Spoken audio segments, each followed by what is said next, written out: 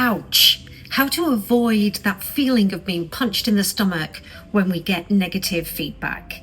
So by now we all know that all feedback is useful and that we should be really good at receiving it, but sometimes that is easier said than done. What can be useful when we do get feedback is if we think about it in 3 categories. Category number 1, someone tells us something and we think, yeah, that's fair. Yes, I do that. And yes, I should change that. That's category 1. Category 2 is where we hear it and we think, I know why you think that, but that's not actually my underlying behavior. That's a perception about me or my behavior.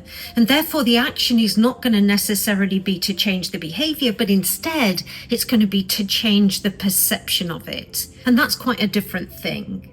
And then the 3rd category is where we hear something and we think, oh, okay, that actually tells me more about you than it does about me. But that is still useful because if I understand your sensitivities and your point of view, then that gives me more choices to think about how I want to be or to think about how I'm going to mitigate some risks to do with it. So we can be very empowered when we hear feedback. It can stop that visceral punch in the stomach feeling, and also it gives us more opportunity to decide on follow-up actions.